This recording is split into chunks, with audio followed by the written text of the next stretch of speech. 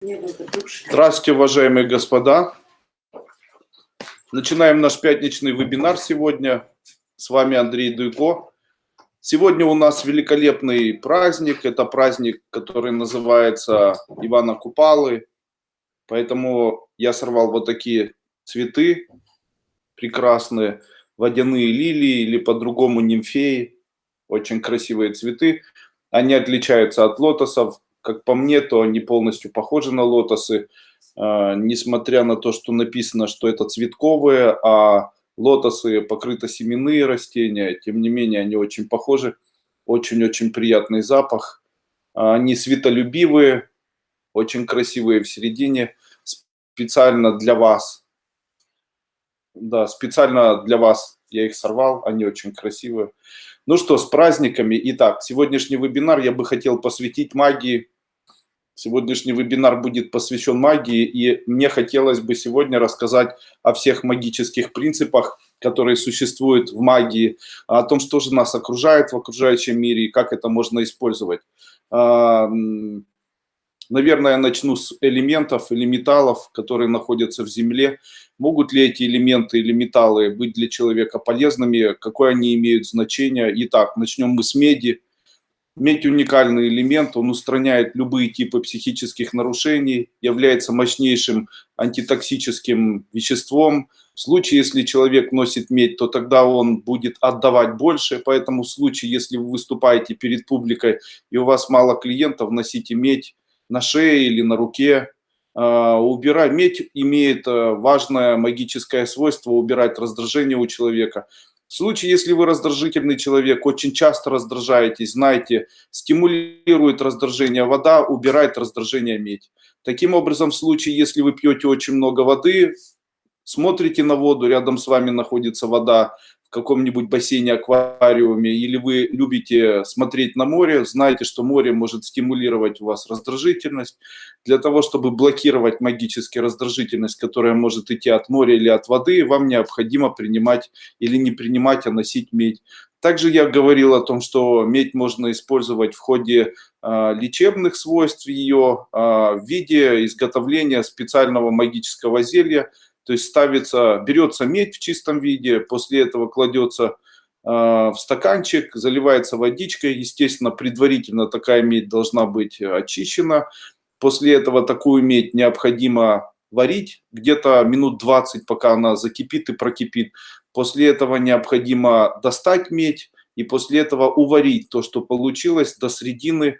В случае, если принимать такую медь, то она энергетически будет убирать у человека артериальное давление, заболевания сердца, будет устранять артриты, полиэмилиты, кожные высыпания. Также в случае, если есть высыпание на коже, демодекс, особенно на лице, рекомендую использовать вот такую медь в виде магических вот таких обрядовых элементов.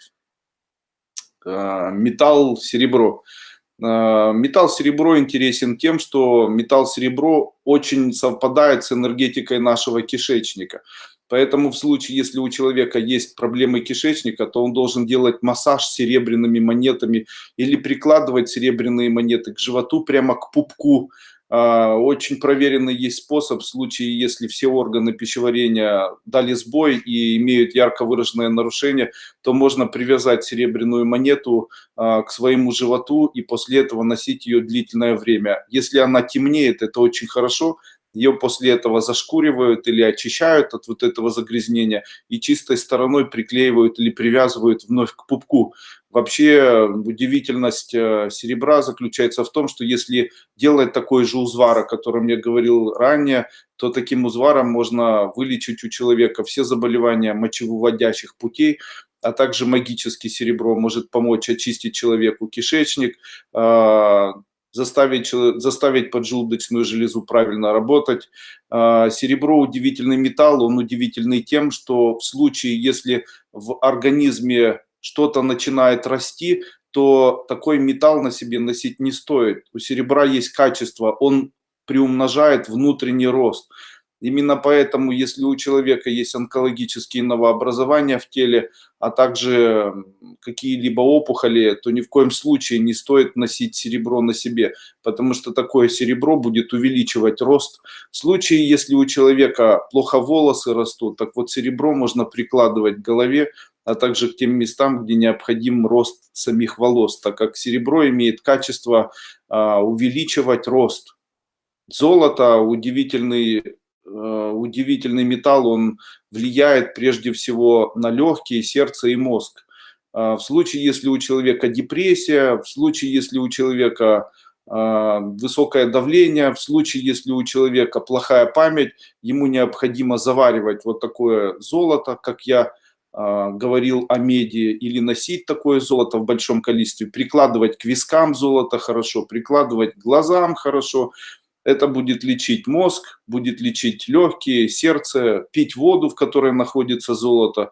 Это все очень эффективно работает. Можно ли воду смешивать или можно ли приготовить одновременно такой узвар из 3 металлов? Конечно, можно. Я очень рекомендую взять медь, серебро, золото, сделать узвар из них, предварительно их почистить зубной щеткой. Можно ли, чтобы это были украшения? Можно, конечно. Можно, чтобы это были украшения из золота или из меди, или из серебра. Самое важное, чтобы они были без свинца. И такие украшения, если их сварить, то они могут быть очень полезными для нашего здоровья. Также ношение их очень полезно. Медь обычно носится на кистях рук, а также на шее. Медь очень хорошо приклеивать к печени, серебро очень хорошо приклеивать к селезенке и поджелудочной железе, к центру живота или на пупок. Золото хорошо приклеивать к щитовидной железе, к колбу или к вискам. Также очень хорошо, если ложить его на глаза. Следующий, наверное, минерал, который называется соль. Соль имеет ярко выраженное качество очищать все вокруг себя. В случае, если у вас есть проблемы кишечника, энергетические проблемы кишечника, то вам необходимо взять небольшое количество соли, размешать ее с водой, выпить и после этого обязательно вырвать. Дело в том, что если вырвать предварительно выпитую соль, предварительно растворенную в воде, то это убирает не только яды, которые могут попасть в человека, когда он что-либо принимает и съедает, а это может убрать яды энергетические, которые могут быть в середине его тела, вырабатываемые за счет его злости, ненависти, страхов. Очень рекомендую вот такие процедуры совершать людям, у которых присутствуют панические атаки, депрессивные состояния, особенно связанные с неодержимой сексуальной, с неодержимым сексуальным желанием. Сегодня хотел бы наверное, отдельно рассказать еще о ряде элементов, которые можно применять в виде воскуривания и возжигания. Наверное, попозже попробую, но все равно начнем. Возжигание, воскуривание чеснока. То есть можно взять чеснок, высушить этот чеснок и после этого возжигать и воскуривать чеснок. Я рекомендую это делать, потому что именно воскуривание чеснока является одним из самых мощных методов, которые убирают любую черную магию. Будь то магия вуду, существует магия вуду, она правильно называется ядутона, или удаление черного глаза, правильно это называется бури-назар, или демонических сущностей, это пхутов, претов, то, о чем я рассказывал на семинаре о магии. Так вот, один из элементов убирания вот такой черной магии – это воскуривание и возжигание предварительно подготовленного к этому чеснока. То есть чеснок берется, кстати, можно сейчас свободно приобрести приправу, чеснок сушеный, который продается в супермаркетах, в больших магазинах специй во всем мире. Оказывается, воскуривание в квартире чеснока очень эффективно убирает любое зло. В случае, если в квартире очень часто бывает возгорание, убирает возгорание. В случае, если у вас очень часто бьется посуда, можно убрать вот такую вот проблему. В случае, если происходит воровство из квартиры, то именно воскуривание чеснока убирает такую проблему. Воскуривать чеснок очень удобно. Берется уголь для кальяна или берется уголь для воскуривания ладана, покупается в церкви или любом другом киоске. и после этого воскуриваете, это сыпите небольшое количество сушеного чеснока на вот такой вот воскуренный уголь, проходите по квартире, ничего не говорите. В случае, если вам необходимо убрать черную магию или черный глаз, или сглаз, или порчу человеку, или демонических сущностей, то садите человека, возможно, даже так, чтобы он не видел, и вокруг него делаете против часовой стрелки несколько кругов вот с таким воскуренным чесноком. Какие еще сегодня в этот праздник можно дать магические советы?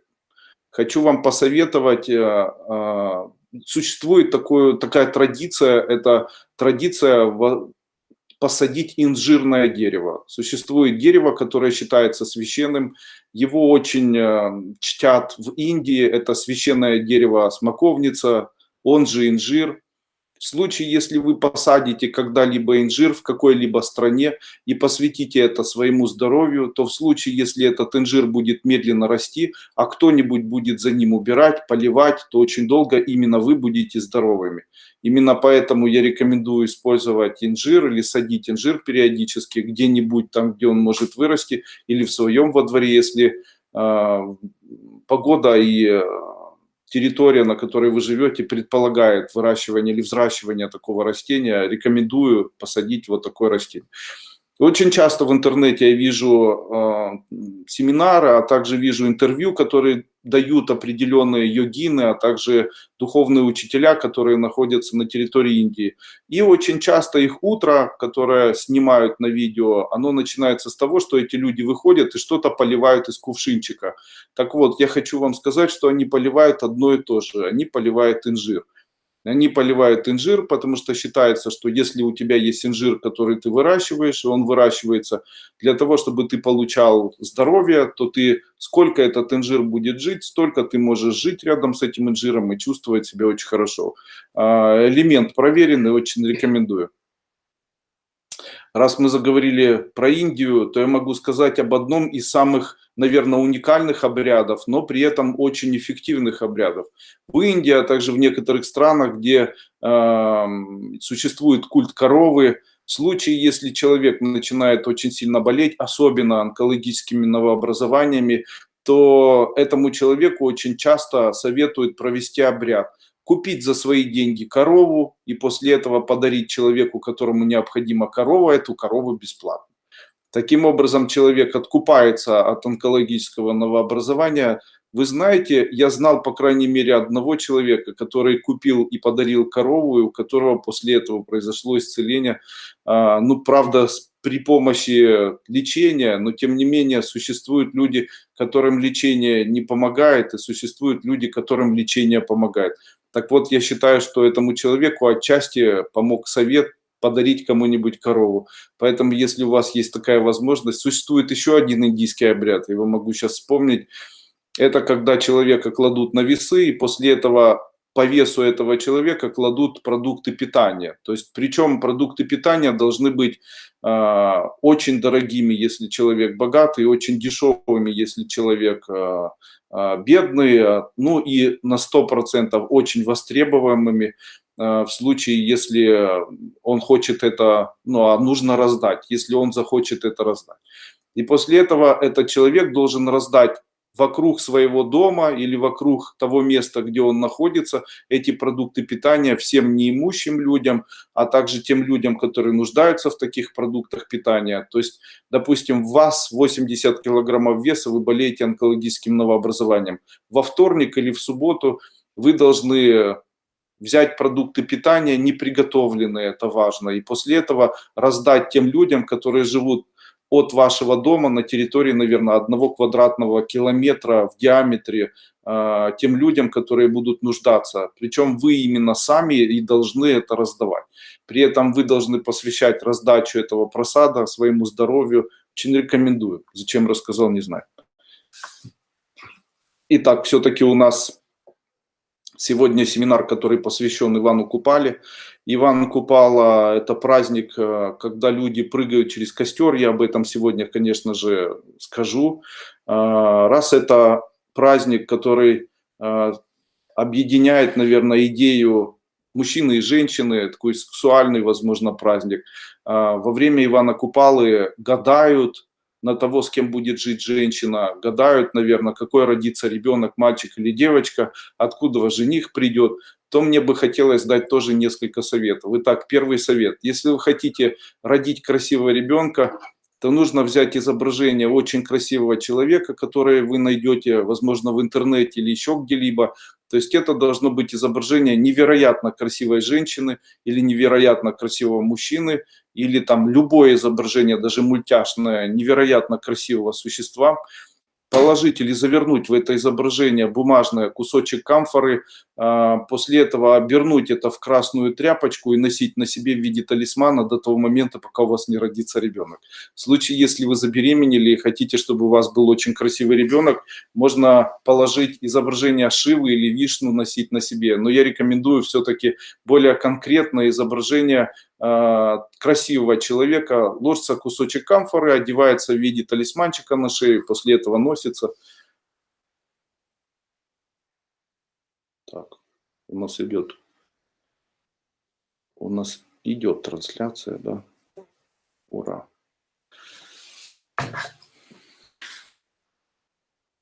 В случае, если у женщины есть угроза срыва, и эта женщина боится потерять ребенка, и первый раз, допустим, рожает, или первый раз вынашивает ребенка, и хочет эта женщина доносить этого ребенка, рекомендую использовать такой вот обряд с солью. Можно взять соль, насыпать какое-то количество соли в красную ткань и завязать сверху красной ниткой. И после этого носить где-нибудь на себе до того момента, пока вы не выносите ребеночка. Перед тем, как вы захотите рожать, то за 1 или 2 недели обязательно вот этот мешочек нужно, не развязывая, снять с себя. И после этого обязательно родите. Кстати, когда женщина должна рожать, в этот день нельзя ничего отдавать, а также нельзя завязывать шнурки, а также нельзя завязывать узлы, а также для того, чтобы она быстрее родила, необходимо узлы наоборот развязывать. Очень жарко.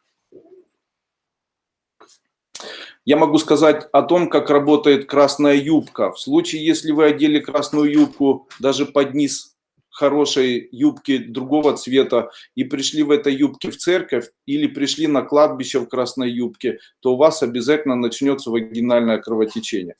Если у мужчины будут красные трусы, и он придет на кладбище или придет в церковь, то эти красные трусы могут привести его к тому, что у него будут очень тяжелые проблемы, связанные с предстательной железой, и может появиться невероятного размера геморрой. Кто не верит в магию, очень рекомендую вот так попробовать. Одеть красные трусы или красную юбку и походить по кладбищу. После этого мне все-таки написать, насколько вам плохо. Я потом объясню, как это все остановить. Ну, лучше не пробовать. Итак, существуют ли обряды, чтобы женщина не забеременела, если ей нет такой необходимости? Да, существует. Существует такой обряд и, наверное, магия, которая касается детских выпавших молочных зубов.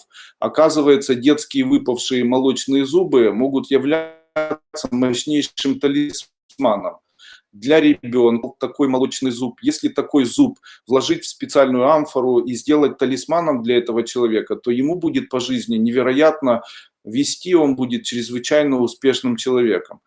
В случае, если этот зуб не коснулся земли, то есть выпал и лежит на подушке, то тогда он имеет магическую силу. А если этот зуб упал на пол, вы можете его смело выбрасывать, дальше он магическую силу иметь не будет.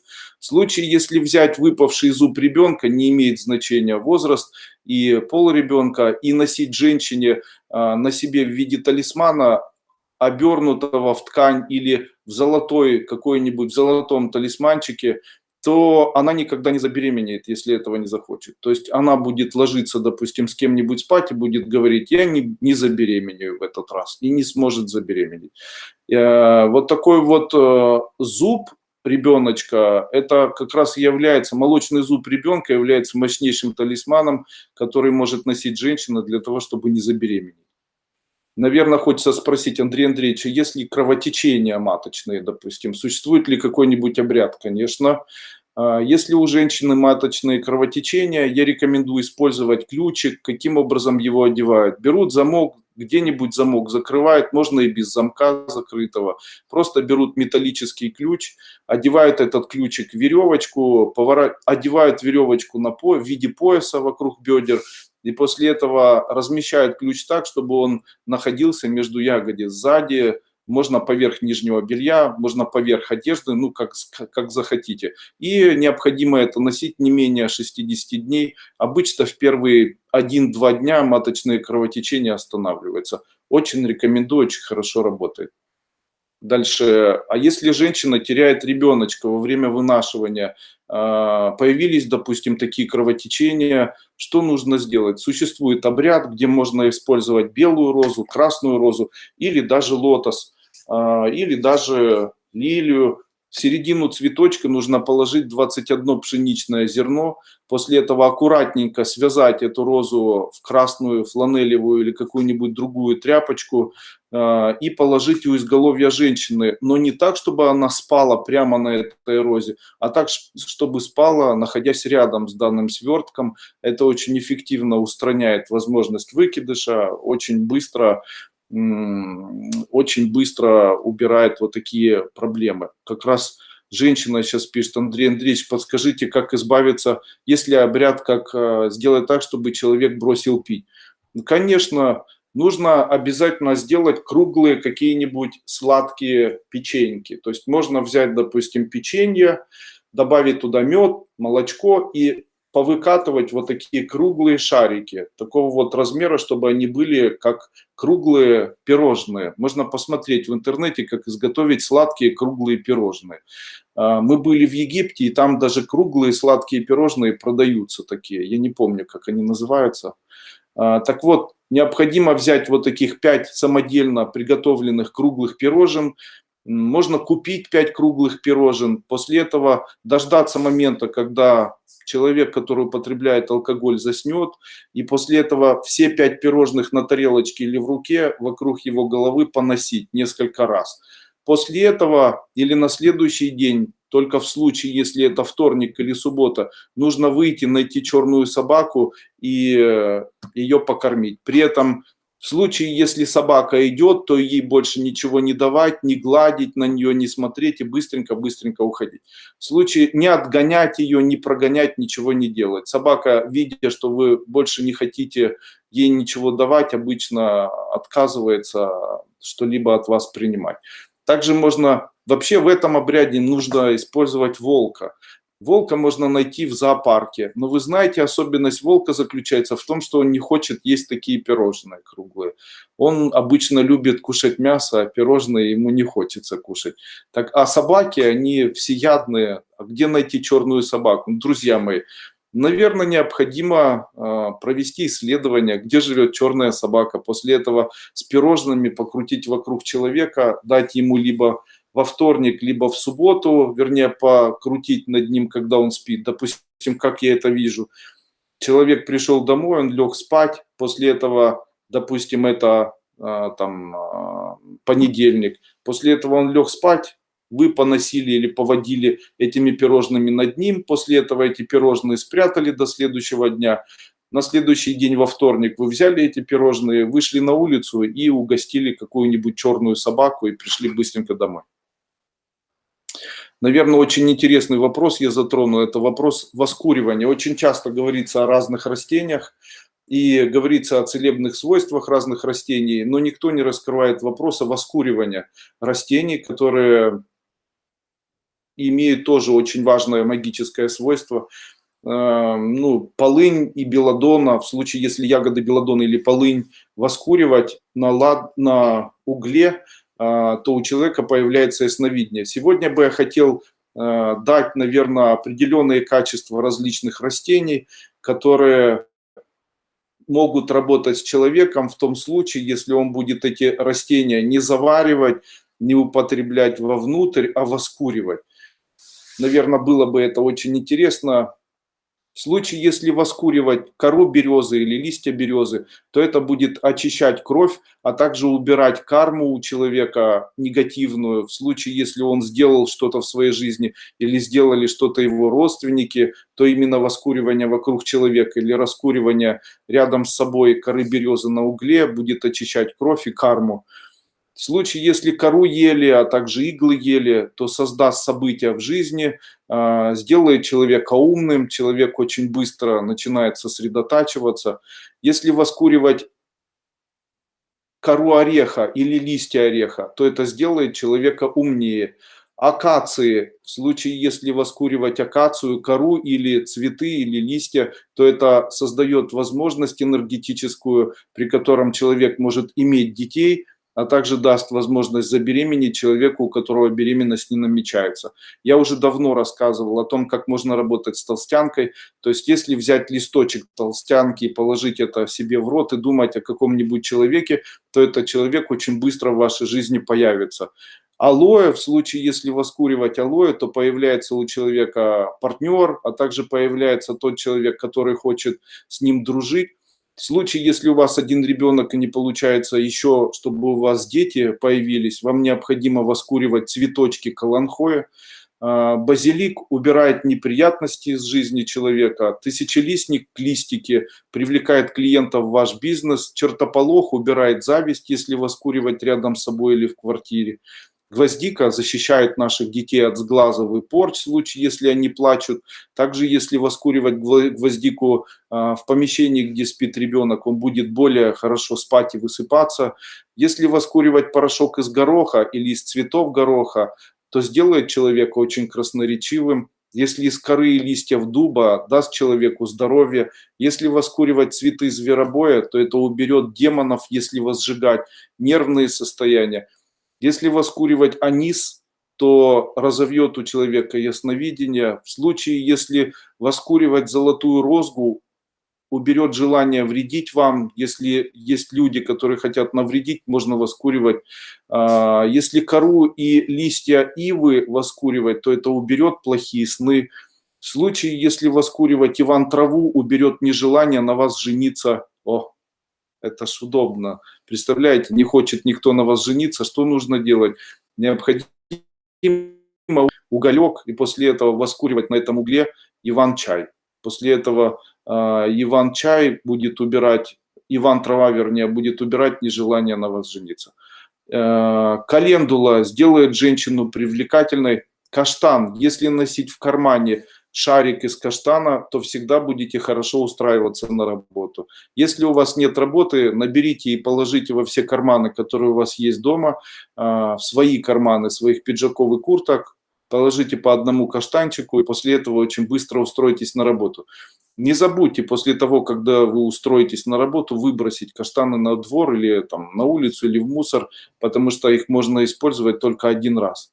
Кедр. В случае, если воскуривать кедр, то у человека появляется возможность создать семью, у него появляется любимый человек. В случае, если воскуривать цветок клевера и думать о человеке, магия началась. Если взять цветок клевера, высушить его и воскуривать его на угле, то после этого у человека, о котором вы думаете, у него появится печаль по отношению к вам. То есть этот человек начнет печалиться, думать о вас, переживать по поводу вас. В случае, если воскуривать клен, даст очень много радости, создаст хорошее настроение.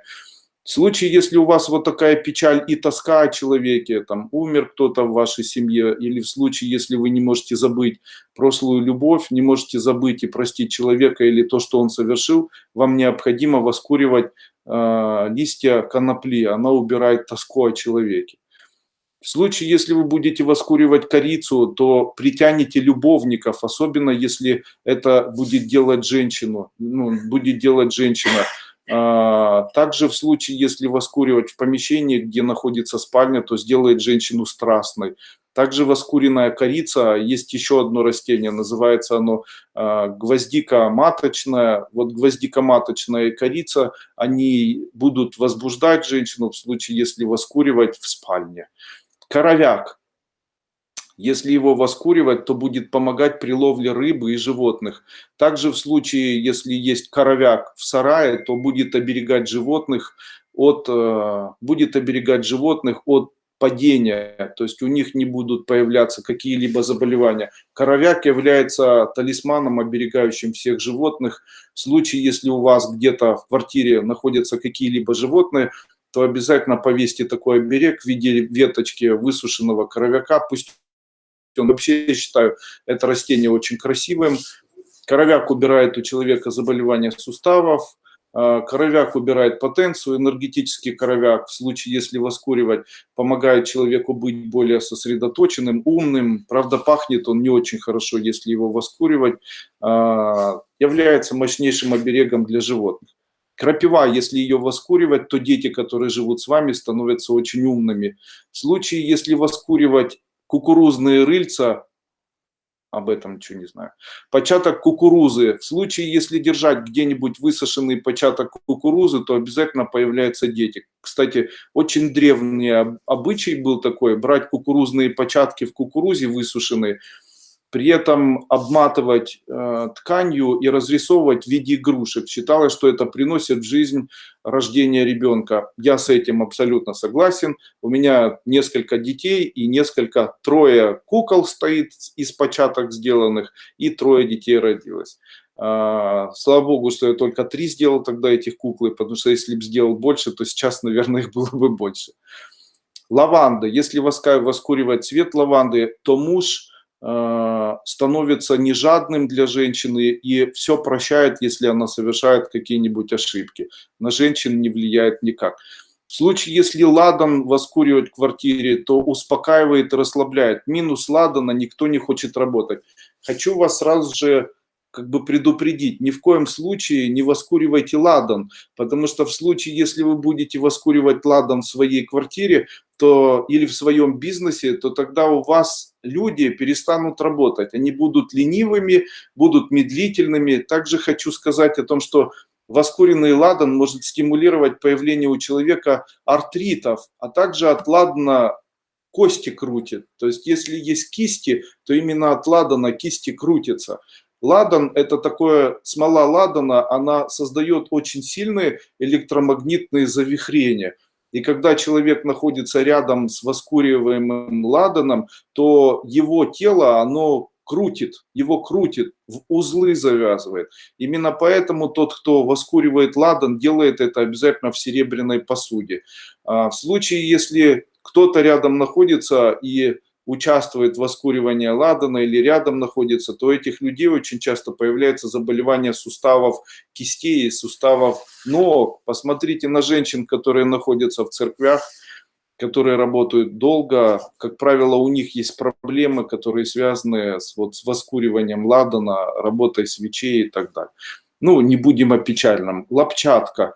Лопчатка принесет много поддержки в миру. Лопчатка очень красивый цветочек. У меня, кстати, вот здесь на этом кусте здесь есть и лопчатка, и папоротник, и есть дубовые листочки, есть рябина. Это все настоящее. Я вам сейчас оторву и покажу. Есть зверобой, есть иван-чай, вон синенький, ромашка полевая. Итак, лопчатка. В случае, если эти желтенькие цветы лопчатки, они у нас там есть. Если желтые цветочки лопчатки воскуривать, то тогда в мире, в котором вы живете, будет очень много поддержки. Ежедневно будут находиться друзья, кто-то вас будет поддерживать. Мускатный орех. Если его воскуривать, то это возбуждает сексуальное желание у женщины и мужчины. В случае, если воскуривать мяту, то это устраняет привороты у человека. В случае, если папоротник воскуривать, изгоняет зло и нечистую силу в квартире, а также у человека, который вдыхает такой дым. Если делать воскуривание полыни, то делает вас невидимым для врагов, но, к сожалению, еще и невидимым для денег. Поэтому в случае, если вы будете воскуривать у себя в квартире, можете смело это делать. Но в случае, если вы будете воскуривать это у себя на работе, где вы зарабатываете деньги, то это может сделать вас тоже невидимым. Вообще, папоротник имеет качество делать человека невидимым. Это единственное магическое качество, которое есть у папоротника. Именно за это его качество и применяли в свое время в магии. Воскуривая папоротник, человек делается безразличным ко всему сам, и его как бы никто не замечает. Поэтому, если вы будете ехать куда-нибудь за границу, и вам нужно будет что-то провести, то вам необходимо сделать воскуривание папоротника вокруг себя, а сам папоротник взять как талисман, при котором вас видеть никто не будет. Не возите никогда папоротник в машине, потому что в такую машину часто въезжают люди, потому что такая машина имеет качество энергетически быть невидимой. Папоротник – это энергия невидимости. Полынь аналогично имеет такое качество, он делает человека невидимым для врагов, но и для друзей тоже невидимым, поэтому в случае, если на вас идет негативное влияние, вы его чувствуете, то вам необходимо полынь воскуривать. Но если у вас нет денег, то я бы не рекомендовал вам использовать полынь и папоротник, потому что, воскуривая их, вы становитесь невидимым ко всем энергиям, то есть вас никто не видит, включая Бога. Розмарин. В случае, если вы воскуриваете розмарин, это укрепляет брак, делает людей теплыми по отношению друг к другу. Что-нибудь такое редкое, нужно сказать. Молотая кость. В случае, если вы найдете кость и ее высушите, куриную кость или говяжью кость, свиную кость, все равно. В случае, если воскуривать молотую кость, то делает человека и людей, которые живут спокойными. В случае, если не высыпается в квартире, есть энергии, которые мешают людям высыпаться, рекомендую использовать вот такие порошки кости для того, чтобы их воскуривать, чтобы все спали. Андрей Андреевич, я не понимаю, как положить растения на угли. Их надо сначала высушить, конечно. Предварительно нужно растения высушить. После этого их необходимо в миксере измельчить в порошок. И после этого брать щепотку и сыпать на уголь. И подойдет ли в качестве прибора для воскуривания ладанка? Конечно, подойдет. Когда-то сказали, что четки хорошо делать из куша. Что такое куш, ученица школы? Куш – это грубо ягоды лотоса. Но на самом деле я считаю, что это ягоды не лотоса, а ягоды очень редкого растения, которое есть в Индии, которое называется конопляное растение или конопляная древовидная лоза там какая-то. Вот у нее есть корни, и там есть вот такие вот четочки из куша. Четки из куша можно заказать прямо напрямую в нашем магазине Кайлас Маркет. Есть мята и базилик. Для чего их использовать? Ну, я же говорил, мята устраняет привороты у человека, а базилик, он как и розмарин, укрепляет брак и так далее. Кстати, сейчас идет очень интересный праздник, это праздник Ивана Купалы, и считается, что во время Ивана Купалы необходимо прыгать через костры. Так вот, я вам хочу сказать, что я на самом деле никогда не прыгну через костер. Объясню вам почему. Будучи человеком, который работает над тем, чтобы у него было очень большое количество психической энергии, я знаю, что в случае, если прыгнуть через костер или пройти через костер, то человек теряет огромное количество наработанной собой психической энергии. Таким образом, в случае, если человек прыгает через костер, то он теряет. Вот я целый год начитывал мантры, 18 лет работал с заклинаниями, там работал с кодами какими-то, и после этого обнулить, или я не хочу больше с этим работать, вот для того, чтобы обнулить, я должен пройти через костер. То есть я должен несколько раз через него попрыгать, и после этого полностью удалить программы. То есть ваши просьбы, ваша магия, которую вы когда-либо использовали, вот вы в начале года, в 2018 году делали магию и там делали какие-то там узы, выполняли какие-либо практики, построения какие-либо энергетические делали в себе. И после этого это все грубо связано в виде узла, который находится у нас под первой чакрой, то есть под нашей попой грубо. И после этого этот узел, он называется тайным узлом, астральным узлом. Если прыгает человек и огонь прикасается к этому астральному узлу, то все развязывается. И после этого все ваши задачи, все ваши идеи, все ваши там мантры, которые вы читали, все ваши коды, они будут начитаны за много лет, они будут вами потеряны. Ну, это обычным людям хорошо, которые живут, их там проклинают, ненавидят, делают порчи какие-то, они сами кого-то ненавидят, и после этого попрыгают через костер. Вот им будет легче. Если вы маги, то бойтесь костров, потому что костры для магов, они действительно не подходят. Не зря магов Сжигали на кострах, представляете?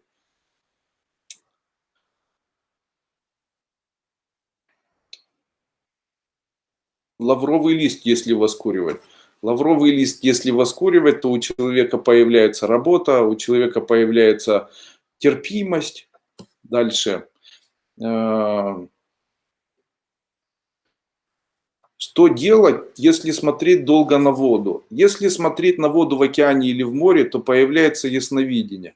Но океан забирает у человека элемент доброты, потому что океан это высокодуховное существо.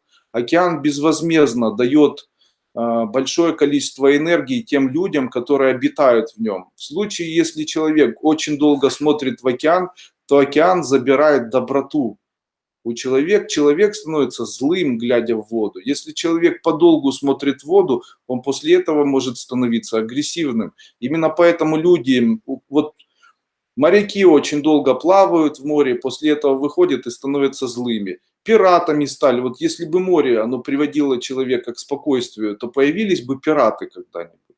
Наверное, не появились бы, правильно? Вода, она делает человека недобрым.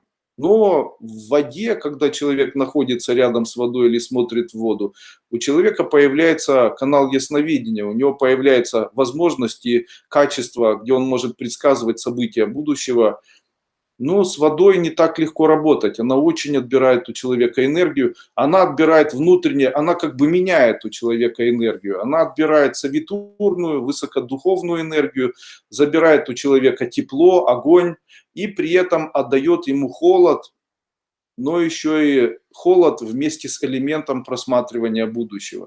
Таким образом, совитур просматривания в виде огненной энергии меняется на совитур водный.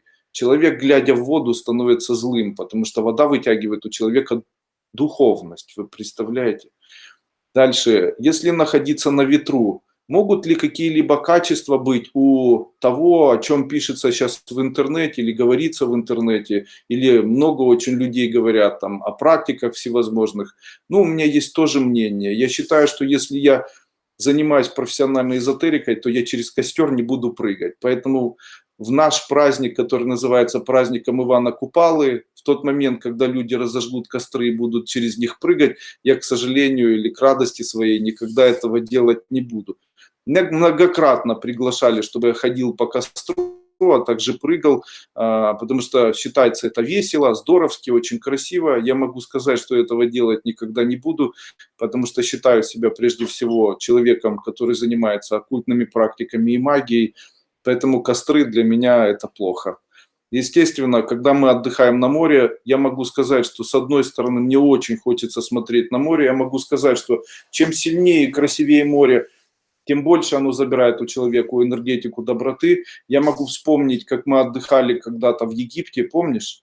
Отдыхали в Египте, и я это заметил у тех людей, которые находились вроде возле моря, отдыхали возле моря, но каждый раз, когда они не загорали, а смотрели подолгу на море, я наблюдал за их поведением, и они становились чрезвычайно агрессивными, нетерпеливыми, агрессивными, беспокойными, нервными.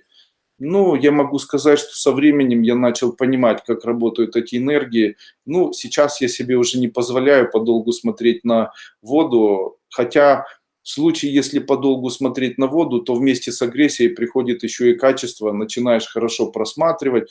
Самое лучшее место, где можно научиться просматривать и восполнить энергию Савитур, это пустыня рядом с водой, Египет. Получается, с одной стороны, ты меняешь духовность на ясновидение, с другой стороны, за счет пустыни, глядя на пустыню, ты привлекаешь совитур энергии, которая накапливает песок, который собирает энергию по частицам, забирая ее у Солнца. Таким образом, с одной стороны, ты меняешься, да, делаешь баланс вот такой. С одной стороны, меняешь энергию или применяешь свою духовность, меняя ее на ясновидение, и с другой стороны, духовность взращиваешь в себе, просто обращая внимание на пустыню. Таким образом, все восстанавливается. Именно поэтому я очень часто езжу в Египет.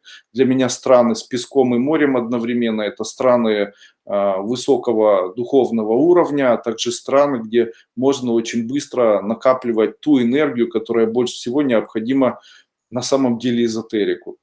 Когда говорят о том, что Андрей Андреевич, там деревья и все остальное, я могу вам сказать, деревья очень часто не отдают свою энергию.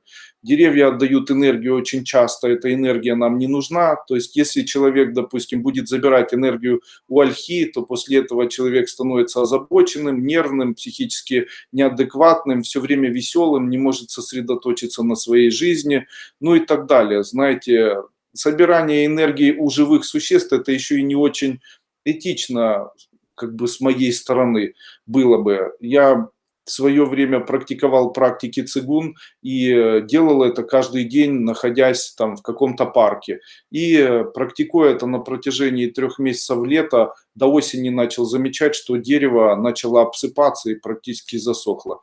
Ну, знаете, не хочется быть убийцем для деревьев. Когда его спилили, то это хоть не так гадко выглядит, знаете, хоть быстро убил кто-то. А так, когда ты его еще и медленным образом ежедневно вытягиваешь у него энергию, то это очень так, ну, для меня не очень приятно. И я противник того, когда люди говорят, что можно брать у деревьев энергию, их все равно много. Я считаю, что у живых существ никаких не стоит брать энергию. Ну, все равно, давайте продолжать. Итак, как же влияет ветер, по моему мнению? Ветер выдувает у человека любые негативные мысли, но если очень долго, то и любые мысли вообще. Поэтому человек, который находится все время на ветру, он может потерять свое сознание, оно может просто вздуться. Я очень рекомендую подниматься в горы тем людям или находиться на ветру тем людям, у которых есть состояние мнительности. То есть если человек мнительный, у него большое количество мыслей, не может никак успокоиться, я рекомендую этому человеку подниматься к ветру, в какие-нибудь ущелья, там, где ветра очень много. Горы. Если у человека закончились идеи, ничего не приходит на ум, то вам необходимы горы. Почему? Горы дают расширение восприятия мира, дают человеку свободу, убирают у человека им же поставленные ограничения. Но я бы рекомендовал вам вот что. Если ваш брак под вопросом, то вам горы не нужны. Поэтому если вы предварительно ругались по поводу того, что вы пойдете или не пойдете в горы, то я могу сказать вам, что в тот момент, когда вы подниметесь в горы, то у вас отношения разорвутся навсегда. Есть такая особенность. Если у вас на земле были отношения плохие, вы подниметесь в горы вдвоем или по отдельности, то у того, кто поднялся в горы, придет расширение сознания, он начнет думать, зачем мне этот человек, я без него лучше себя чувствую и так далее. Поэтому с горами нужно тоже быть особенно аккуратным. У каждой эзотерики существует, у каждой палки существует два конца, поэтому и при там очень много семинаров есть таких, когда говорят, вот горы, они энергетически мощны, это все энергия, она дает человеку хорошую энергию. Ну да, она дает человеку хорошую энергию, но энергия рознь. С одной стороны, энергия гор может создать у человека возможность там, к великолепному глобальному предпринимательству, а с другой она может разорвать отношения в семье, где есть там дети, и там все очень хорошо. Понимаете, я бы рассматривал палку с двух сторон. Если вам приходится смотреть на огонь, я бы не рекомендовал, наверное, использовать огонь во время того, когда вы вечером кушаете. Дело в том, что воскуривание огня и огонь, стоящий на столе, обязательно со временем приведет вас к тому, что между вами могут разорваться отношения. Именно поэтому я не рекомендую воскуривать на столе свечи. В случае, если вы хотите как-то работать с огнем, я рекомендую смотреть на него. Дело в том, что если человек смотрит на огонь, ни о чем не думает, то это лечит его мозг, потому что в индийской системе, медицинской даже системе, аюрведической, мозг считается элементом огня у человека. И считается, что в случае, если человек смотрит на огонь, то это очищает его мозг и очищает его глаза. Именно поэтому, если у человека есть запутанная ситуация, он не может никак выйти из какой-нибудь ситуации, не может никаким образом найти решение ситуации, в которую он попал. Допустим, там есть долги, нечего отдать, там есть проблемы с мужем, нет решения ответов на вопросы, я рекомендую в этот момент использовать просто небольшие там 5-минутное смотрение на обычный огонь, который может быть и от конфорки газовой, и от свечи, и от костра, там, от чего угодно. Это не имеет значения. Имеет ли значение качество огня, когда он большой или маленький? Не имеет. Хоть маленький огонь в виде свечи, хоть большой огонь имеет одно и то же качество. Это качество возгорания или качество возгорания и уничтожения. В случае, если смотреть долго на огонь и о чем-то думать, то то, о чем вы думаете, сгорит. В случае, если смотреть на огонь просто так и ни о чем не думать, то тогда у вас будет проявление новых мыслей, хороших мыслей, здравого смысла, улучшение сознания, улучшение восприятия мира, расширение сознания. Вообще, помните, я когда-то говорил на одной из своих ступеней о том, что в случае, если человек долго или подолгу смотрит на то, что ему нравится, то то, что ему нравится, станет частью его жизни в дальнейшем. Именно поэтому я очень часто советую тем людям, которые только женились или только вышли замуж, как можно дольше и чаще обращать внимание на тех людей, которые рядом с вами находятся, а также появляться как можно чаще рядом с человеком, с которым вы живете, или заставлять его часто на вас смотреть. Тогда этот человек, скорее всего, станет в дальнейшем частью вашей жизни, возможно, даже навсегда. Дальше. Золото и шарик. Если носить на себе шарик из янтаря или шарик из золота, то никогда вас не будут обманывать. Таким образом, во всяком случае, просто не будете попадать на эту удочку обмана практически никогда. Такой вот шарик, который носится на себе, это великая такая уникальная тайна, которая помогает человеку навсегда избавиться от лжи. Его нужно носить по возможности не на длинной цепочке, а на короткой. Шарик должен быть идеально круглый, идеально желтый, идеально отполированный. То есть он может быть сделан... не подходят шарики, сделанные из алмаза, не подходят шарики, сделанные из любых материалов. Я считаю, что кристалл такой можно использовать в виде янтаря, или в виде золотого шарика, или в виде отполированного кабошона абсолютно круглого, какого-нибудь драгоценного или полудрагоценного желтого абсолютно камушка, совершенно без прожилок. Если у вас проблемы в жизни, распалите костер и, глядя в дым от костра, думайте о том, что вы хотите, чтобы это навсегда исчезло. Оказывается, костер и дым – это два разных понятия. Если смотреть на дым, то то, о чем вы будете думать, навсегда исчезнет. В случае, если смотреть на костер, то тоже исчезнет. Но если смотреть в дым, то эффективность происходит более ярко выраженная. Почему я давал методы, когда смотрят на свечу, и не давал методы, когда смотрят на дым? На дым смотреть непрактично. Получается, в квартире мы можем возжечь свечу, и дыма там нет никакого. Но вот в случае, если вы работаете на улице, и у вас есть костер, и у этого костра есть дым, то если вы в самом дыму будете представлять какую-либо проблему, там, любовницу мужа, или там проблему там, здоровья, или проблему там, невозможности отдать долги, или проблему там, какую-либо еще, то эта проблема, смешавшись с дымом, будет в дальнейшем устранена. Это одна из таких глобальных магических идей, которые существуют в магии, которые я преподаю. Почему я сегодня даю это все? Андрей Андреевич, скажите, а можно ли сжигать в огне обрезанные волосы? В огне можно сжигать все, если вы хотите это потерять. Поэтому, сжигая волосы в костре, вы можете потерять волосы навсегда. Нельзя сжигать деньги, вы можете навсегда потерять деньги. Вы понимаете, костер – это то, что сжигает навсегда. Поэтому к костру нужно очень аккуратно относиться. Если это деревья, то их можно сжигать. А если это личные ваши вещи, то вот не нужно сжигать. В случае, если сжигание происходит, то выделяется дым. Этот дым нужно кому-либо посвящать. Поэтому, если вы сжигаете свои волосы и говорите, я сжигаю свои волосы, а дым посвящаю, дальше говорите своему богатству, материальному росту, то тогда чем меньше будет на голове у вас волос, тем больше денег будет в жизни проистекать или приходить. Считаю, что сжигать волосы не стоит ни в коем случае.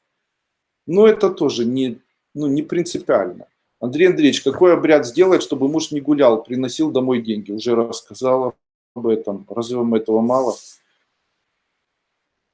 Андрей Андреевич, а существуют ли призрачные аварии? Нет, такого не бывает.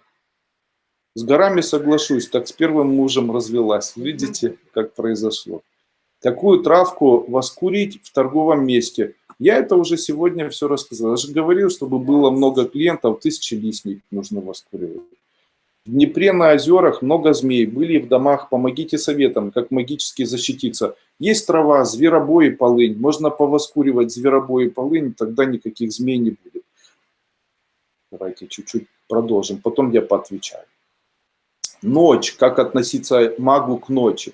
Не мечтайте перед сном, так как если это делать, то ваша мечта никогда и ни за что не будет исполнена. Дальше. Цвета, которые хорошо носить на себе. Давайте я сегодня этот вопрос тоже озвучу. Мужчина, который носит много синего цвета на себе, то есть синий пиджак, синяя рубашка, синие штаны, синие туфли, это, как правило, холостой мужчина и страдает от этого, особенно если у него еще и синяя обувь. Если на мужчине синяя обувь, синяя рубашка, синие брюки, там, синий свитер и так далее, то это говорит о том, что перед вами абсолютно холостой, абсолютно несчастный мужчина, который уже на себе крест поставил. Избавиться от долгов в жизни, а также от неприятностей можно, если человек носит зеленые носки. Поэтому, если человек одевает зеленые носки, он избавляется от неприятностей. Причем, чем выше голенище зеленых носков, тем больше у человека шансов быть более успешным в жизни. Поэтому носите зеленые носки, правда, так, чтобы никто не видел. Если носить фиолетовую одежду человеку, то у человека появляется неудовлетворенность жизнью и бесконечная тоска. Именно поэтому я противник фиолетовой одежды, запрещаю ее носить или одевать на детей, а также носить близким. Я считаю, что фиолетовая одежда приводит человека к тоске и неудовлетворенности. Коричневая одежда или цвета коричневые на человеке, они невероятно сексуально возбуждают человека, который ее носит.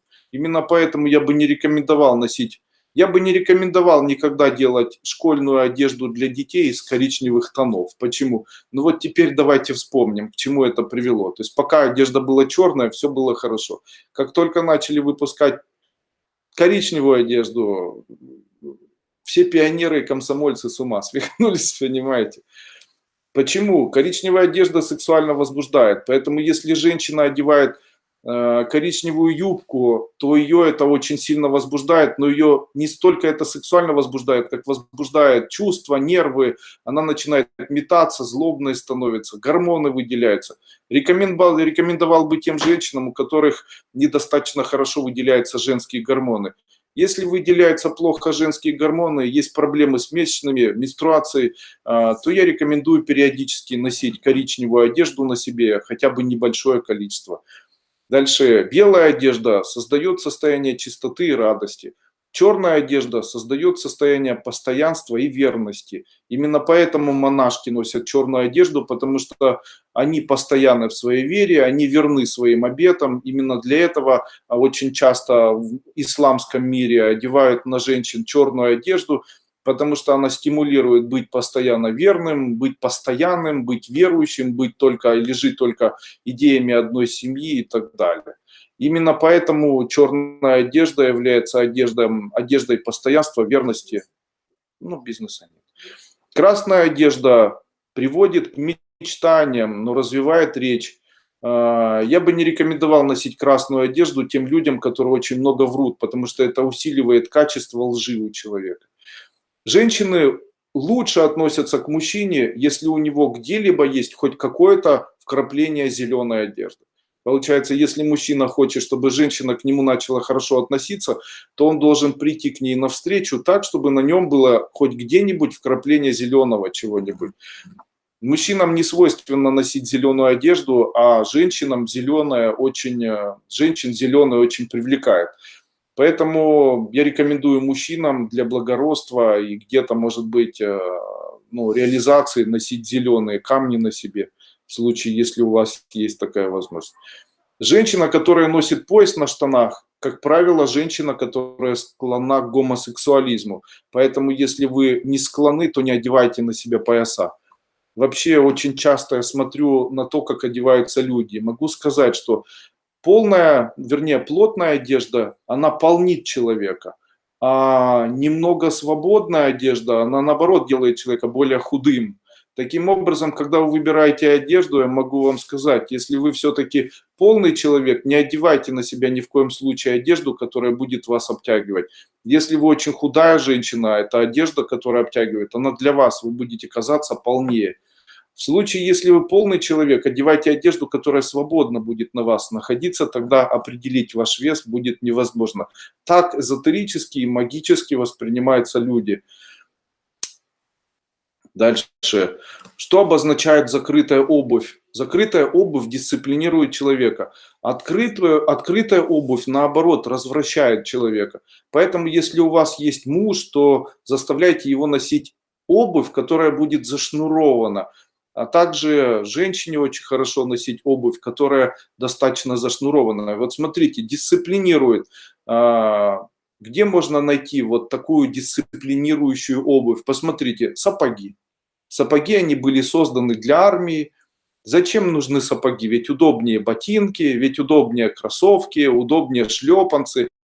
Нет, в армии совершенно запрещены любого вида открытые виды обуви. Почему? Потому что обувь, которая затягивает стопу и затягивает стопу аж до голени или до колена, это обувь чрезвычайно дисциплинирующая человека. То есть дисциплина, когда у человека каша в голове, когда у человека нет дисциплины, когда он не может сам себе дать, как говорится, лада, когда человек не может сосредоточиться на чем-то, то этому человеку необходима такая обувь, которая будет затянута. Таким образом человек начинает дисциплинироваться. Вы хотите поститься или у вас не хватает дисциплины для того, чтобы худеть, начинайте носить такую обувь. Если вы хотите худеть и ходите в сланцах, то у вас ничего не получится, поэтому можете расслабляться. Дальше. Я надеюсь, то, что я вам сегодня рассказываю, интересно. Если умываться молоком, то человек будет нравиться людям. Оказывается, это один из тайных обрядов, причем обряд такой достаточно эффективный. Если человек утром берет чашечку и перед тем, как умыться, моет лицо молоком свежим, не магазинным, а от настоящей коровы, то этот человек становится благословленным Богом Вишну, и после этого у этого человека появляется и материальное благополучие, появляется везение, появляется красота лица, люди начинают хорошо относиться. Но я хочу вам сказать, что мыть нужно только лицо. Дальше, как правильно умываться, я хочу вас научить. Для того, чтобы умываться так, чтобы в жизни вам очень везло и чтобы вас никто никогда не сглазил, перед тем, как начать умываться, нужно сначала помыть левую руку до локтя, после этого правую руку до локтя, и после этого вот так руки держать и умыть брызнуть себе несколько раз в лицо. И только после этого руками прикоснуться к своему лицу.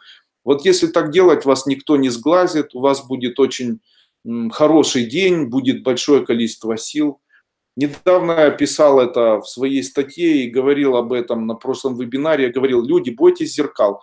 Меньше смотрите в зеркала, потому что когда человек смотрит в зеркало, то в этот момент он перестает быть заметным для окружающего его мира. Поэтому в случае, если вы любите зеркала, меньше в них смотритесь.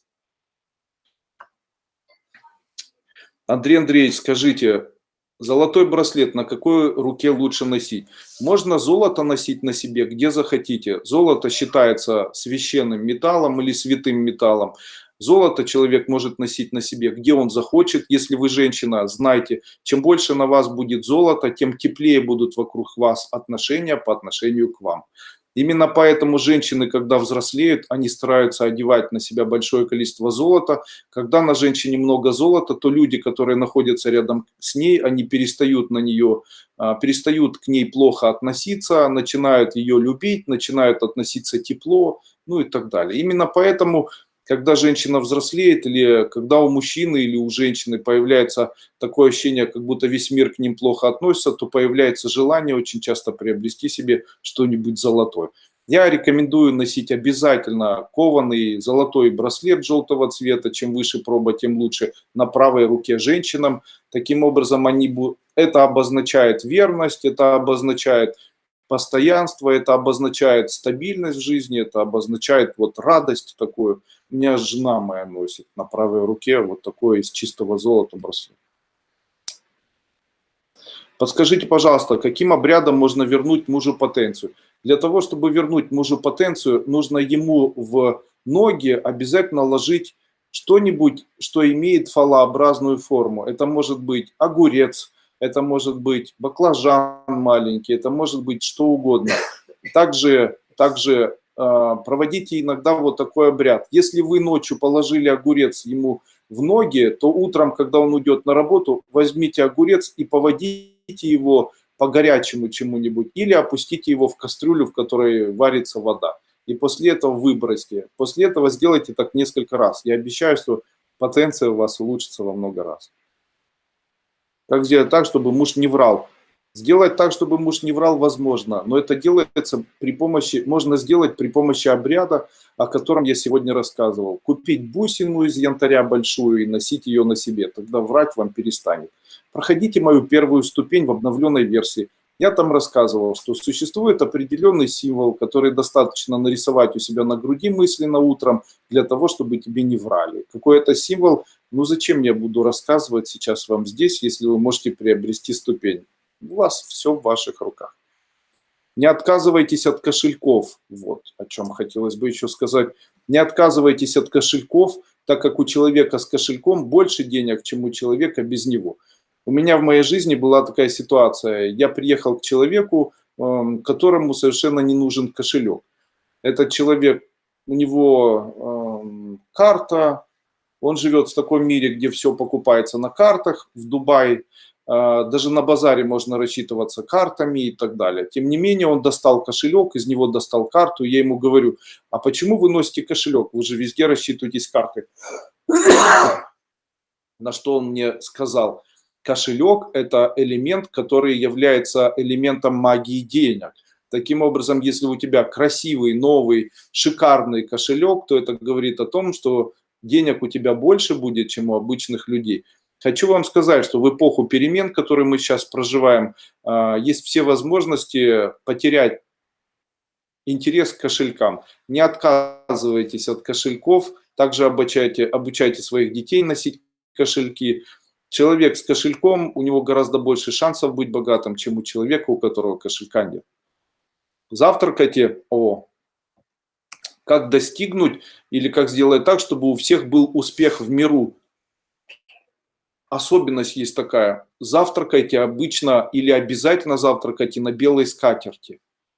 В случае, если в жизни человека все плохо, у него не получается устроиться на работу, люди плохо к нему относятся, не получается зарабатывать деньги и так далее, может помочь этот обряд. Каждое утро стелите исключительно белую накрахмаленную скатерть на стол и на ней завтракайте. Если вы будете завтракать на белой скатерти, то очень быстро мир начнет к вам хорошо относиться, и вы будете в миру иметь невероятный, ошеломляющий успех. Примеры, да? Посмотрите, завтрак с Борисом Березовским на белой скатерти. Завтрак с Владимиром Путиным на белой скатерти. Завтрак с Владимиром Жириновским на белой скатерти. Завтрак с каким-нибудь американским миллионером. Посмотрите, они все завтракают утром и все едят на белых скатертях. Почему? Есть такая особенность. Это практически все знают, кто добился невероятного или ошеломительного успеха. Обязательно заставляют прислугу или обязательно заставляют тех людей, которые живут, обязательно заставляют утром, хотя бы в субботу, воскресенье или в какие-то дни ложить белую скатерть. Белая скатерть, она каким-то образом работает. Каким образом, я понимаю, но я бы не хотел об этом говорить, потому что это идеи, которые связаны с иудаизмом, а из-за того, что идет очень большая программа, которая запрещает говорить об иудаизме, я об этом рассказывать не буду. Ни о Торе, ни о скатертях, ни о воскуривании семисвешника и так далее. То есть этого говорить не буду умалчивать. Тем не менее могу сказать, что завтрак на белой скатерти обозначает, что вы принадлежите иудейскому народу. Таким образом, когда мне показали видео, или я видел видео, где ВВ кушает на белой скатерти, я могу сказать, к какому народу он принадлежит. Ну что ж, я могу сказать, что мы тоже, хоть и не принадлежим к этому народу, но тоже кушаем на белых скатертях. Почему? Есть даже песни такие о белых скатертях, есть там, ну и так далее. Ну и в этих песнях говорится о том, что человеку везет в случае, если скатерть белая. Скатерть белая, а? Залита вином. Да, есть песня такая. Дальше. Что есть, чтобы быть богатым? Есть два продукта, которые приносят богатство в семью. Перед самым сном, если человек съест розовое варенье или финиковое варенье или мед, то это принесет богатство в семью. Поэтому на ночь не объедайтесь финиками, не объедайтесь медом, а там как бы ритуально можете облизать ложку с медом и лечь спать. Это сделает вас более богатым человеком. Утром купайтесь. Есть такой обряд. В случае, если человек купается сначала в прохладной воде и после этого в горячей воде, то это дает в течение дня невероятное желание чего-либо. Поэтому, если вы потеряли желание, можете искупаться в холодной и после этого в горячей, и тогда это будет стимулировать у вас желание. Дальше. Все успешные люди, как ни странно, хотя я могу сказать, что мне это не нравится, но все успешные люди завтракают утром овсяной кашей на молоке. Я не приверженец этого, я не люблю ни молоко, ни овсяную кашу.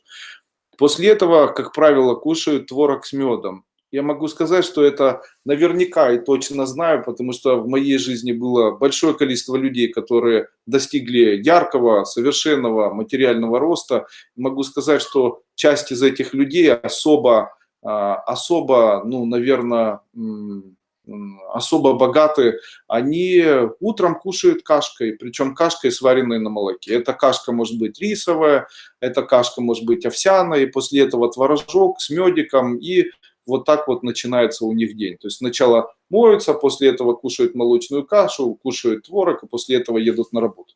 Я не противник утром творога, я считаю, что если творог утром кушать, хотя я считаю, что для здоровья это не очень хорошо, тем не менее, если у человека достаточно там, большой возраст, уже там 60, 80, 120 там, лет, то человеку полезно кушать утром творожную кашку такую. Ладно, не знаю, зачем сказал. Соляные кристаллы. Вот о соли еще я сегодня скажу. Соляные кристаллы сейчас очень модно покупать и продавать соляные лампы, соляные кристаллы. Могу сказать, что они действительно имеют магическое воздействие на бизнес. В случае, если ставить у входа магический кристалл из соли или просто кристалл из соли, то тогда соль увеличивает потенциал у ваших сотрудников, потенциал у людей, которые хотят покупать. Покупатели приходят с деньгами, а не без денег. То есть, таким образом, соль своего рода потенциал. В случае, если у вас солевая лампа или кусочек соли лежит в спальне, то тогда у мужа или у жены появляется желание чего-то хотеть в жизни, появляются интимные желания и так далее. Ну, а теперь я поотвечаю чуть-чуть на вопросы и будем заканчивать. Андрей Андреевич, подскажите обряд или заговор. Ой, кто-то удалил. Андрей Андреевич, спасибо большое. Подскажите, пожалуйста, занимаюсь по записи СНГ-11. Чувствуется, работает, но начала плакать, много раздражаться и снова плакать. Как себя успокоить?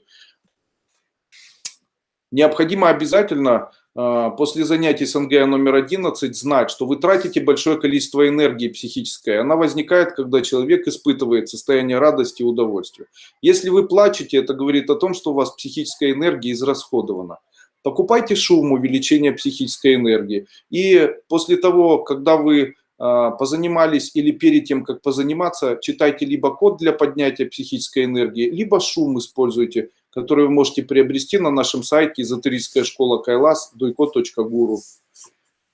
Расскажите, пожалуйста, про плетение венков на Ивана Купалы. Ну, это я вам не нужен. Я вам не нужен. Вам нужен интернет.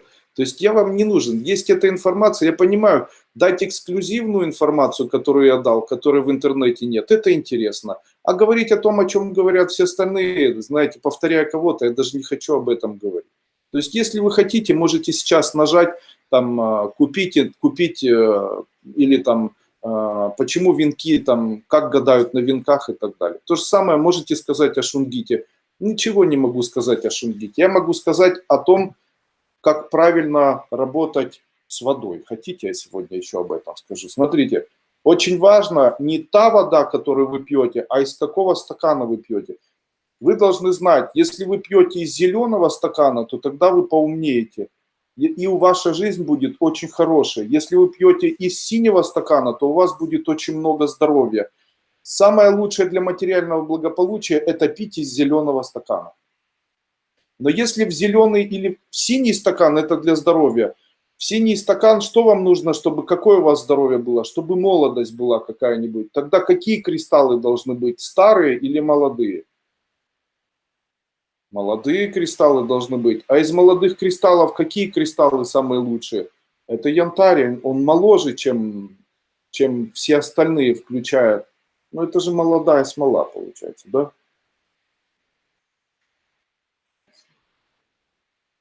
Поэтому я могу сказать, как себя можно оздоровить. Берете синий прозрачный стакан, кладете в него большое количество янтаря, наливаете водичку и пьете.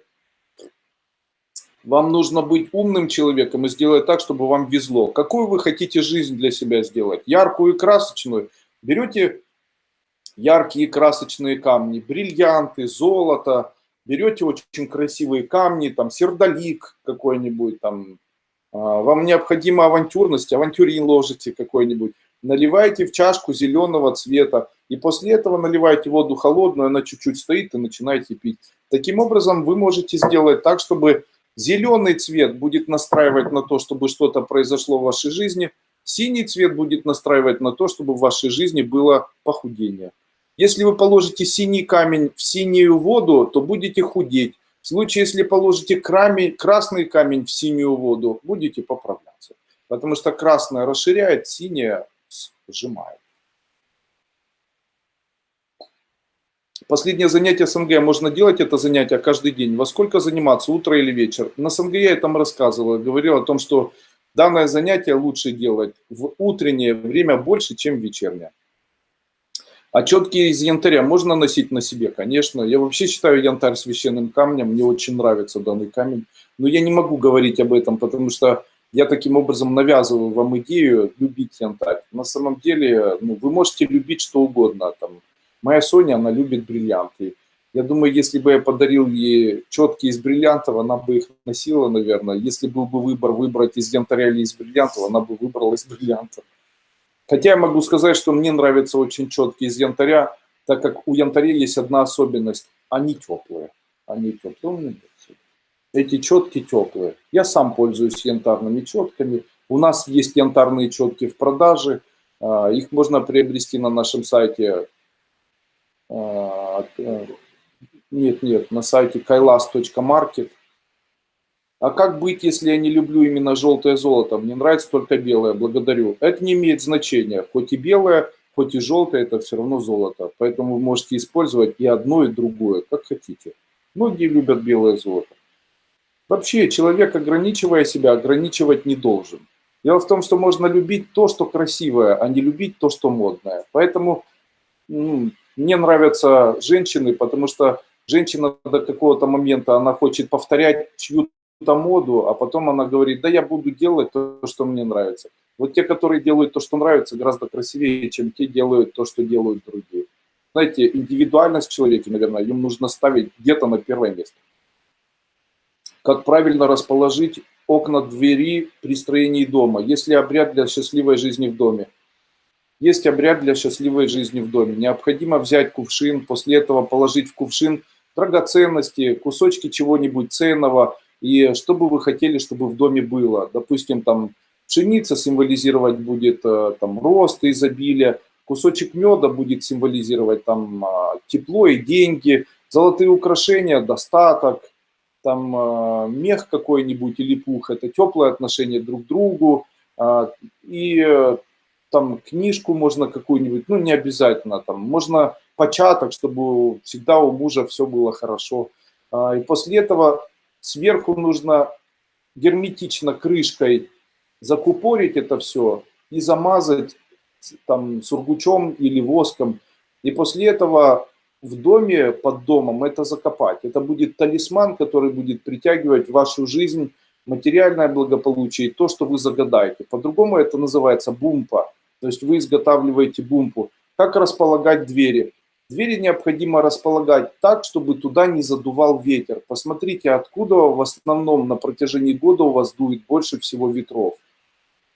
Как бы вы ни располагали тот дом, в котором вы живете, вы должны знать, что любой ветер, который дует в сторону вашей двери, в случае, если он дует очень часто, то это нехорошо. Поэтому здесь не какой стороной расположить, а откуда дует ветер. Если этот ветер на протяжении года дует с северной стороны и больше, чем со всех остальных, то вот на северную сторону не нужно его направлять. Также не стоит делать выход и вход в сторону моря. В случае, если у вас будет когда-нибудь такая возможность, никогда этого не делайте. Почему? Потому что вы никогда не вылечите дом от плесени. В сторону моря нельзя ни в коем случае делать входы и выходы.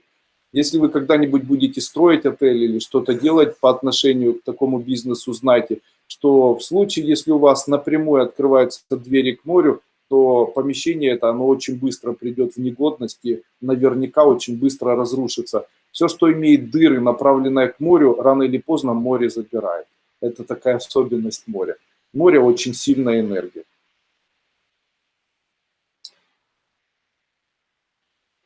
Андрей Андреевич, можно носить кольцо с гранатом, если склонно к полноте? Можно, конечно. Сангая 11 реально просто работает, эффект бомба. А напишите мне сегодня, у кого Сангая 11 на протяжении одной недели принес достаточно большое количество денег. Скажите, пожалуйста, на морском курсе в мае вы рассказывали про лечение липомы. Натирать липому 10-рублевой купюрой и сжигать ее на свече. Таким образом, можно заодно сжечь деньги в своей жизни. Не стоит переживать. Деньги фактически, которые вы натираете, вы взяли деньги, натерли липому, энергия с липомой передалась в деньги, и вы, сжигая деньги, уже не сжигаете на эзотерическом плане деньги. Вы сжигаете смесь денег с липомой. И сжигаете вот то качество. Я говорю, что липома возникает в случае, если у человека есть проблемы с принятием или отдачей денег. Таким образом, вы сжигаете саму проблему. Ничего страшного можно делать, не бойтесь. Подскажите, пожалуйста, можно ли во время прослушивания шумов заниматься отвлеченными делами, например, работать в интернете? Можно, я не возражаю. Соседская береза очень мешает на меже. Можно ее засушу? Будет ли это являться грехом? Нет, не будет являться. Это же ваза Багуа. Где ваза Багуа? Дальше.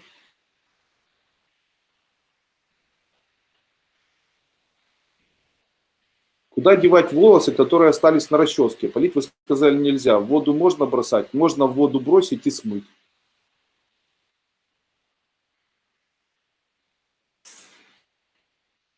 Куда девать старый кошелек, если он тебе очень хороший, но хочется новый? Нужно выкинуть в мусорку, ни о чем не жалеть. Я говорю это серьезно, ничего не бойтесь. Елена Кузьмина пишет, Сангая 11 бомба, супер, спасибо. Да, деньги пришли неожиданно. Вот. После Сангая 11 предложили 2 подработки на новой работе. Вот. Мне ничего пока не принесло, но скоро будет. Вот. Мне принесло, а настроение было классное. Здоровья вам, долголетия. Вот. Принес Сангая деньги, да, но он кучу-кучу, а все равно приятно. Не кучу-кучу, понял. Ну ничего. Мне принесло, но осталось без энергии на совсем. Совсем. Конечно, если вы не работали над тем, чтобы накапливать психическую энергию, то реализация ваших денег, она пройдет через растрату вашей психической энергии. Нужно обязательно что-то с этим делать. Для того, чтобы что-то с этим делать, вы должны знать, что существуют методы накопления психической энергии. Я об этом рассказываю на обновленной и 1-й, и 2-й ступени нашей школы. А что можно проговорить на радугу? Ничего, это совершенно бессмысленно. Радуга – хороший знак того, что здесь будет мир, хотя это сказано в тибетских трактатах, но я могу сказать, что в моей жизни была такая история, когда люди поубивали друг друга там, где сейчас Измайловский рынок в городе Москве, и после этого прямо над этим местом, где они друг друга поубивали на протяжении нескольких часов, была радуга. Поэтому я могу сказать, что я особо не верю в качество радуги, которая появляется над теми местами, где там счастье. Я видел, как было очень много несчастья, и при этом была очень красивая радуга. Отдали часть долга, и после СНГ, очень устаю после практики. Так должно быть. Каждое утро приносит мне шабашку, каждый день, раньше такого не было. Ты что, Татьяна? Можно ли СНГ проходить, если не прошла первую ступень до конца? Нет, нужно пройти первую ступень до конца, пожалуйста. Мне принесли деньги за 2 дня столько, до этого полмесяца нужно было работать. Супер. Андрей Андреевич, а желание на ленточках для ветра можно применять, как на морском курсе? Можно. Существует такой обряд, когда человек может написать свое желание на ленточку и повесить в каком-нибудь месте, где есть ветер и где нет очень много людей. Тогда сколько будет развиваться вот эта ленточка на ветру, столько раз будет желание появляться. Также, если у вас есть вентилятор, вы можете, и он выходит на улицу, то там, где вентилятор, можете разместить ленточки, на котором вы напишите свои пожелания. И тогда в случае, если вентилятор будет раздуваться, он будет шевелить этими ленточками, и эти желания будут исполняться тоже. Ну, интересно это все. А если есть много кошельков, их нужно убрать, как насчет зеленого кошелька? Если у вас есть много кошельков, и если есть зеленый кошелек, то убирайте все кошельки так, чтобы их у вас не было. Иначе у вас будет много кошельков, а денег будет, к сожалению, мало. Чем больше кошельков, тем меньше денег. Также не дарите кошельки, потому что в тот момент, когда вы дарите кошелек, вы занимаетесь черной магией. И ответственность за это потом будет лежать на вас и ваших детях. В случае, если вы дарите кошелек другому человеку, то этого человека вы фактически забираете энергетически возможность его заработка. Так вот, этот человек будет зарабатывать и делить между вами и собой. Таким образом, подаренные кошельки являются элементом работы с черной магией. Не нужно этого делать. Часы на руке невозможно носить, останавливается ход. И смартфоны перестают работать. Можно ли это как-то объяснить? Это говорит о том, что вы попали в то, что я называю холодец времени. Такое тоже бывает. Это говорит о том, что ваше время останавливается и ничего не происходит. Вы находитесь в безвременном пространстве. Это очень плохо. Это очень плохо. Почему? Так жизнь проходит и ничего не происходит. Для того, чтобы... У меня наоборот спешат все часы на всех телефонах, смартфонах, везде. Почему? Потому что я очень тороплю время. Я пытаюсь жить так, чтобы очень много давать, очень много совершать и очень много творить. Тем самым я ускоряю время. И мне всегда чего-то хочется больше. И используя магию, я, получается, реализую это люди. И у меня время идет быстрее. И мозги работают из-за этого быстрее. Естественно, могу сказать, что в случае, если время затормозилось, необходимо выполнять практики, которые я даю на первой ступени, которые называются качание или там использование кодов. На прошлой старой версии я давал вот такие упражнения, когда человек делает вдохи и выдохи и делает вот так руками. Выполняйте. Андрей Андреевич, в банку 3-литровую кладу кремниевые пластинки. Это вода для питья. Говорят, что полезные. А вы что скажете? А я считаю, что в белой банке обычные минералы, они никак не работают. Никак не работают. Для того, чтобы минералы активировать, необходимо обязательно, чтобы пространство, в котором находится минерал, начало иметь какой-либо цвет. Вот смотрите, в воде минерал бесцветный. А если на минерал бриллиант бесцветный, а если на этот бриллиант засветить зеленым, он же создает цвет зеленый. А если фиолетовым, создает цвет фиолетовый. Но он красивый, когда белый цвет попадает. Красивый, когда белый цвет попадает. Тогда есть такая особенность. Оказывается, многие минералы, и существует целая такая принципиальная наука, которая изучает вопросы, когда на минералы пускают определенный цвет для того, чтобы минералы начали работать. Только после этого в них можно наливать воду, и эта вода будет полезной. Во всем остальном виде они абсолютно аморфные, то есть на человека не воздействуют никаким образом совершенно. Мы слишком разные энергетически между минералами, поэтому я думаю, что это может никак не дать вам. Ну, не дать вам никакой пользы. Родственники умершего родного дяди привезли мне его четкие. Что мне с ними делать? Можно ими пользоваться? Как хотите, можете пользоваться. Если они были близки этому человеку, он очень долго ими занимался, то тогда нужно четки разорвать, иначе дух очень долго иметь возможность переродиться. Вообще хочу вам подсказать, порвите эти четки, высыпьте их в мусорное ведро и выбросьте. В случае, если они не очень... Вообще не нужно, наверное, ими пользоваться. На каких пальцах лучше всего носить кольца золотые? Существует ли правило ношения колец? Конечно, существует. Ждите семинар, я там на семинаре расскажу. Мы живем на съемной квартире, которая находится над мясным цехом. Это ведь трупы животных. Может ли это влиять на наше здоровье, отношения или материализация благополучия? Никак не может влиять. Но я все равно советую находиться или жить в таком месте, где нет все-таки трупов животных. Если их убивают в этом месте, то жить там нельзя. Если их привозят мертвыми в это место, то жить там можно. Поэтому если их убивают, то не нужно там жить точно. Мама просила купить ей часы и кошелек. И я ей все это купила и отдала. Как теперь быть? Никак. С мамой будете в плохих отношениях, у мамы деньги не сильно будут приходить. А можно банку покрасить зеленым или синим цветом? Можно. Здравствуйте, спасибо за СНГ-11, только сегодня в записи прошла. Будет работать, да. И еще плохо представляла то, что вы говорили, так у всех. Один раз на работе и дома прошла. Поздравляю. Мама просила купить ей часы, ответил. Сколько работает зеркальной бутылкой до результата и как это чувствует должник. У должника появляется чувство, когда его мучает совесть по поводу того, что он вам должен. У моей тети после произнесения, когда она уже не помнит какого, начал чувствоваться сильный запах жженой резины из носа или гари, и начала бросаться кошка. Она испугалась и бросила произношение. Потом решила как-то повторить код, и опять все повторилось. Что это такое? Ей стоит продолжать произносить эти коды? Стоит продолжать произносить эти коды? Стоит продолжать. Таким образом, ваша тетя уберет то, что называется джина. Скорее всего, в ней живет джин. Хутах или там хутавах, или какой-нибудь из там ядутона, хут или пред какой-нибудь, или там бури. Ну вот такие существуют всевозможные духи. Они, когда выходят, то очень на это реагируют кошечки. Вы как-то рассказывали, что на указательном пальце нужно носить кованое кольцо. Что оно дает, на какой руке носить? Если носить кованое металлическое кольцо на мизинце левой или правой руки, то убирается заболевание почек, мочекаменные болезни. Если кованое носить на указательном пальце, то тогда звезды, которые, если на левой руке, то звезды влияния перестают влиять на человека, и он живет, начинает жить своей персональной жизнью. Если на правой руке носить, то он начинает управлять своим бизнесом, у него получается управлять своим бизнесом, но тоже устраняет проблемы звезд.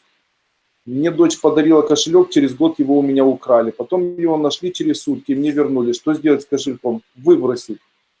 Подскажите, пожалуйста, как избавиться от мышей в квартире? Использовала разную отраву, ничего не помогает. Берете, ловите мышь, после этого эту мышь держите ее в руке. Вообще очень хорошо это воскуривание полыни. Что ты рассказывал сегодня от мышей?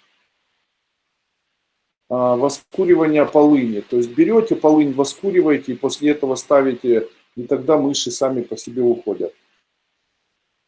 Мышь нужно споймать, после этого держать в руке, но я сомневаюсь, что вы будете это делать. Вам такие обряды не подойдут.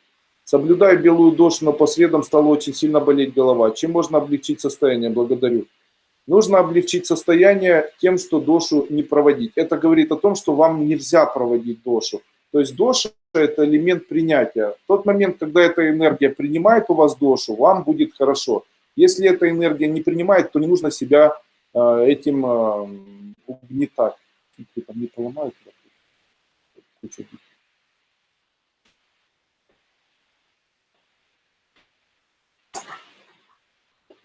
Я подарила кошелек человеку на день рождения. Тогда не знала, что нельзя. Он сам попросил такой подарок. Сейчас с ним не общаюсь. Что теперь делать? Ну ничего. Можно сделать четкий из черного янтаря? Спасибо. Я ничего об этом не знаю. Ничего не могу сказать даже. Андрей Андреевич, доброго вечера. Скажите, пожалуйста, какие практики выполнять на ранней стадии беременности, чтобы плод был здоровым? Вам необходимо посмотреть сегодняшний вебинар, я все рассказал по этому поводу. Какие практики выполнять? Самое важное – это состояние радости и удовольствия. Находите возможность радости и удовольствия. Благодаря ступеням моя жизнь потихоньку стала меняться к лучшему, но когда же я стал накапливать психическую энергию и проходить Сангая, чудо, я стала зарабатывать деньги. Это космос, наш учитель, великий человек. Так и есть. Доброго вам вечера. Скажите, какие... Ответил. Заведите кошечку, мышей не станет точно. Шум обретения радости в жизни. В какое время лучше всего слушать? Обретение радости в любое слушать можно. Итак, сейчас у нас 19:33. И на этом я закрываю или заканчиваю наш вебинар. Наш вебинар был посвящен празднику Ивана Купалы, а я со своей стороны постарался дать вам огромное количество оккультных идей, оккультных элементов, а также постарался объяснить, каким образом на человека влияет качество воды, огня, объяснил, как можно работать с минералами, рассказал, что такое огонь, почему не стоит прыгать эзотерикам через огонь, почему, как работает соль, как возжигать растения. Наверное, сегодня нужно было бы рассказать о том еще, как собирать растения, но я так предполагаю, что никто из нас их сегодня собирать не будет. Покупаться хорошо. На Ивана Купалы покупаться хорошо. Такого нельзя сказать, что это там особый какой-то обряд. Воду сегодня источников. То есть, если есть где-то речка с чистой водой, источник какой-то, то сегодня уникальный день, эта вода становится особого вида, и в ней появляется определенного вида такая необычная кислотность. Вот этой кислотностью или вот такой водой можно помочь человеку, обмыться можно в такой воде, покупаться можно в такой воде. Такая вода, она будет в жизнь притягивать успех, возможно, красоту. Она называется живая, ничего не могу по этому поводу сказать. Не проводил исследования, не утверждал. Я желаю вам успеха. С вами был Андрей Дуйко. На этом наш вебинар закончен. Я хочу вас попросить. Прямо сейчас вы можете пройти на YouTube, на этот канал, который называется Андрей Дуйко, или канал Андрея Дуйко, и подписаться на мой канал. Таким образом, вы сможете более быстро получать информацию о будущих семинарах, а также сможете видеть последние новинки и последние новости, которые будут происходить в нашей школе. Рекомендую быть вместе с нами. Хочу напомнить, морские курсы будут проводиться с 12 по 23 сентября.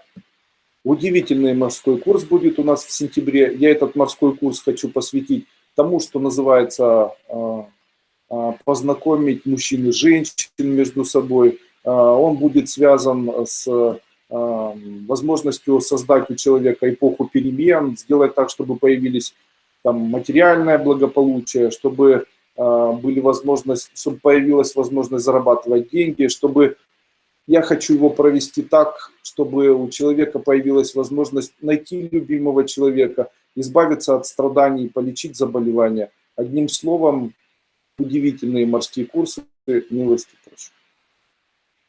Спасибо, как раз сегодня у сыночка искала в записях у себя. Андрей Андреевич ответил. Вот. Все, я желаю вам успеха, до свидания, с вами был Андрей Дуйко.